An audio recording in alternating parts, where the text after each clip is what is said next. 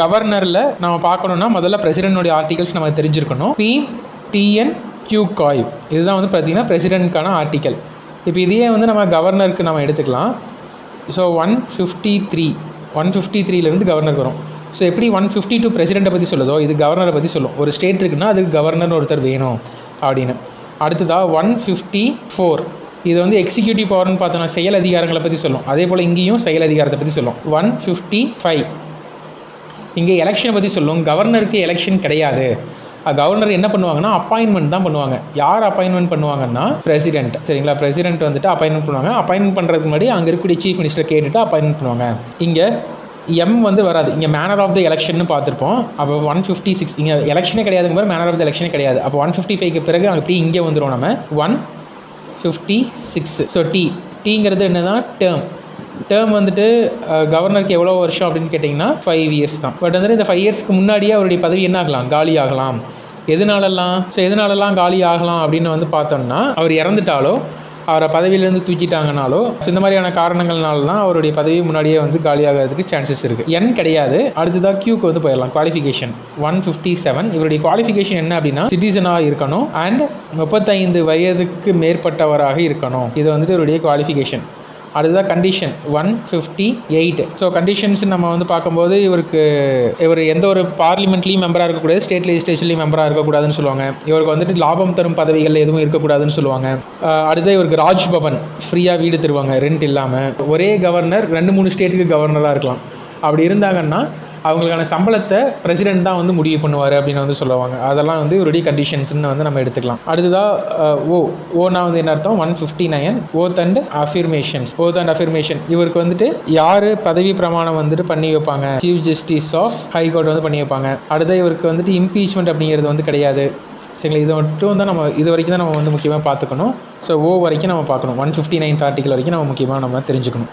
So governor of the state is appointed by the. So யார் appointment பண்ணுவாங்கன்னா president தான் வந்து அப்பாயின்மெண்ட் பண்ணுவாங்க. So governor is appointed by the president. சரிங்களா. So ஆளுநர் குடியரசுத் தலைவரால் நியமிக்கப்படுகிறார். அது வந்து கரெக்ட். ஸோ அப்போ 1 வந்து கண்டிப்பாக வரும்.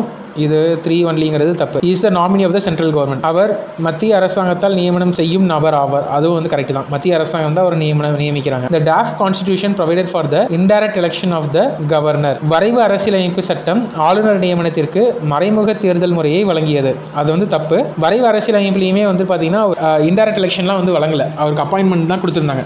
ஸோ அம்பேத்கர் வந்து என்ன சொல்லியிருப்பாங்கன்னா டேரெக்டான எலெக்ஷன் வச்சோம் அப்படின்னா ரொம்ப ப்ராப்ளமாக வந்துட்டு இருக்கும். இப்போவே வந்து பார்த்துருப்பீங்க நம்ம தமிழ்நாட்டில் கவர்னர் அண்ட் சீஃப் மினிஸ்டர்ஸ்க்கும் நடுவில் ப்ராப்ளம்ஸ் எப்படி போயிட்டு இருக்குன்னு. ஸோ கவர்னர் வந்துட்டு பிரசிடென்ட்னால நியமிக்கப்பட்ட ஒரு நபர் தான். அப்படி இருக்கும்போதே வந்து பார்த்தீங்கன்னா அவர் ரொம்ப பவர்ஃபுல்லாக இருக்கும்போது ஒருவேளை மக்களால் தேர்ந்தெடுக்கப்பட்ட அல்லது மக்களால் மறைமுகமாக தேர்ந்தெடுக்கப்பட்ட ஒரு நபராக இருக்கிறாரு அப்படிங்கும்போது 2 பேருக்கும் நடுவில் வந்து பார்த்திங்கன்னா பிரச்சனைகள் ரொம்ப அதிகமாக தானே வரும். அதனால வந்துட்டு மறைமுக தேர்தலும் வேணாம், அவர் வந்து டேரெக்டாக சென்ட்ரல் கவர்மெண்ட் அப்பாயின்மெண்ட் பண்ணால் போதும் அப்படின்னு தான் அம்பேத்கர் வந்து சொல்லியிருப்பாங்க. அப்போ 3 வந்துட்டு வராது. 4th வந்து பார்த்தோம்னா the constituent assembly opted for the indirect appointment of the governor. அரசியலமைப்பு நிர்ணய சபை ஆளுநர் தேர்தலுக்கு மறைமுக நியமன முறை. சரிங்களா, நியமனம் தான் வந்து எடுத்துக்கிறாங்க. மறைமுகம் நியமன முறை தான் வந்து எடுத்துக்கிறாங்க. ஸோ 1, 2 and 4 மட்டும்தான் வந்துட்டு சரி. Judicial power of the governor of the state. மாநில ஆளுநரின் நீதிமன்ற அதிகாரம் குறித்து கீழ்கண்ட கூற்றை கருதுக. ஸோ மாநில ஆளுநருடைய நீதிமன்ற அதிகாரங்கள் என்னென்ன அப்படிங்கிறதான் கேட்குறாங்க. So first the power of granting pardon under article 161. நம்ம வந்துட்டு இப்போ தான் பார்த்தோம் பி அப்படின்னு. இது வந்து 72nd ஆர்டிகலா. பீப்னா என்ன அர்த்தம், மன்னிக்கும் அதிகாரம்னு பார்த்தோம். ஸோ 72னா கவர்னருக்கு வந்துட்டு அதை 11 கழிச்சிருங்க. 72ல் 11 போச்சுன்னா 61. ஸோ அப்போ 161ங்கிறது கவர்னருடைய மன்னிக்கும் அதிகாரம். ஸோ இங்கே கரெக்டாக தான் கொடுத்துருக்காங்க. மன்னிப்பு அளிக்கும் அதிகாரம் 161வது சட்ட உறுப்பின் கீழ் மிகவும் விரிவானது.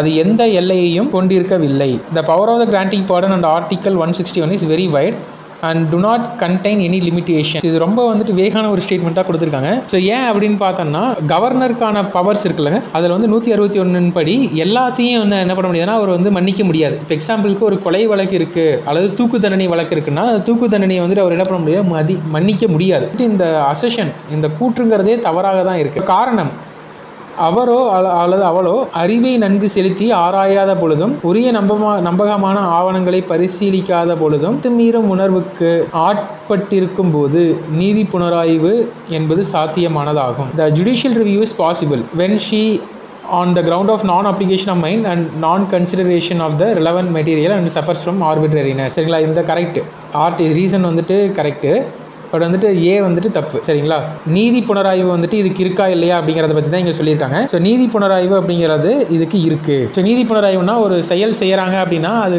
சட்டத்திற்கு உட்பட்டு செய்கிறாங்களா இல்லையா அப்படிங்கிறத வந்துட்டு சுப்ரீம் கோர்ட்டோ அல்லது ஹை கோர்ட்டோ வந்துட்டு என்ன பண்ணுவாங்க, பார்க்கலாம். அதை வந்துட்டு ஆய்வு செய்யலாம், ரிவ்யூ பண்ணலாம். அந்த ரிவ்யூ பண்ணுறதுக்கு பேர் தான் நீதி புனராய்வுன்னு சொல்லுவாங்க. ஸோ அப்போ இதுக்கு வந்து பார்த்திங்கன்னா ஆர் சரி, ஏ தவறுங்கிறத ஆன்சராக வருங்க. சரிங்களா, இங்கே கொடுத்துருக்க மாதிரி வராது. நெக்ஸ்ட்டு, மாநில ஆளுநர் பற்றி கீழ்கண்ட வாக்கியங்களில் எது தவறானது? எது தவறானது தான் கேட்டிருக்காங்க. ஸோ இதெல்லாம் வந்து கொஞ்சம் நல்லா பார்த்துங்க. எது தவறானதுலாம் கேட்டாங்கன்னா அதை ஜஸ்ட் ஒரு மார்க் பண்ணி வச்சுட்டு அதுக்கப்புறம் அந்த கொஸ்டின் போடுற not true. Appoints the advocate general of the state. Advocate ஜெனரலில் இவர் தான் அப்பாயின்மெண்ட், மாநில தலைமை வழக்கறிஞரை நியமிக்கிறார். அது வந்து கரெக்டு தான். அடுத்ததாக, மாநில பல்கலைக்கழகங்களின் வேந்தரை நியமிக்கிறார். Appoints the chancellor of university in the state. So இது வந்துட்டு இப்போ தவறு. Appoints chief minister. Chief minister இவர் தான் அப்பாயின்மெண்ட் பண்ணுறாரு. முதலமைச்சரை நியமிக்கிறார். Appoint state election commissioner. மாநில தேர்தல் அதிகாரியை நியமிக்கிறார். ஸோ இதெல்லாமே வந்துட்டு இவர் தான் வந்து பண்ணுறாரு. பட் வந்துட்டு மாநில பல்கலைக்கழகங்களின் வேந்தரை இவர் வந்துட்டு நியமிச்சிட்டு இருந்தாங்க. இப்போ வந்துட்டு இது இல்லை. The article provides the privileges for the state governor. சட்டப்பிரிவு எந்த சட்டப்பிரிவு மாநில ஆளுநரின் சிறப்புரிமைகளை அளிக்கிறது? சரிங்களா, ஆர்டிக்கல் 361 தான் வந்து பார்த்தீங்கன்னா அவருக்கு சிறப்புரிமை அளிக்குது. ஸோ 361 வந்துட்டு என்ன சொல்லுவாங்க அப்படின்னு பார்த்தீங்கன்னா, அவர் பர்சனலாக ஏதாச்சும் ஒரு தப்பு பண்ணி அதற்கான கேஸ் நடக்குதுன்னா கூட அவர் வந்துட்டு உடனே என்ன பண்ண முடியும்னா அரெஸ்ட் பண்ண முடியாது. சரிங்களா, அதுதான் வந்துட்டு ஆர்டிக்கல் 361 வந்து சொல்லுவாங்க. இதெல்லாம் வந்துட்டு அவருக்கான ப்ரிவிலேஜஸ் அப்படின்னு வந்து சொல்லலாம்.